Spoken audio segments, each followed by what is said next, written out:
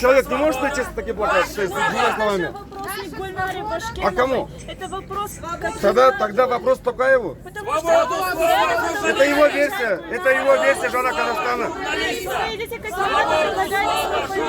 Я хотел выйти, но, скорее всего, меня там заберут оттуда.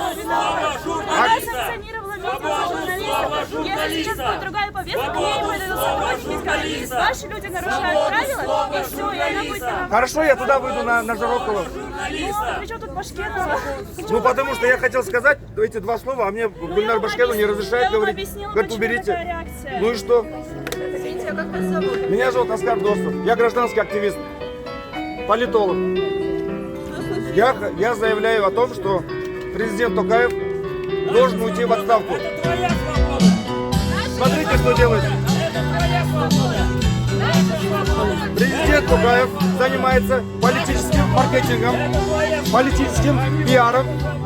Все его действия и его окружение просто Курултай, не знаю, там, референдум. Это все позорище, понимаете?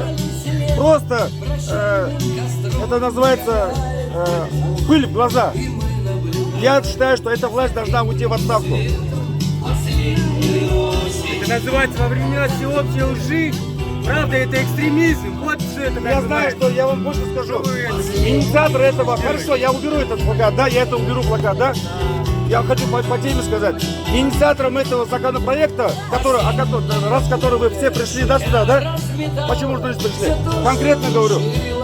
Авторами этого законопроекта абсолютно антидемократического, который просто закрывает свободу слова в Казахстане, является конкретно Аида Балаева, заместитель руководителя администрации, Мурат Туркли, руководитель администрации президента. Я считаю, что вот эти все, конкретно в Алмате, Ербулат Досаев, Аким Алматы,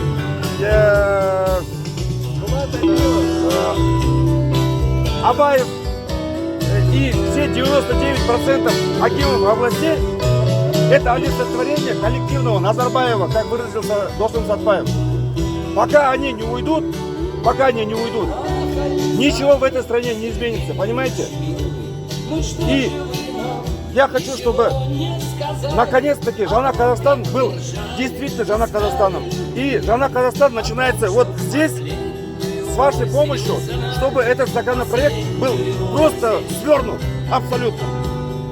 Спасибо большое.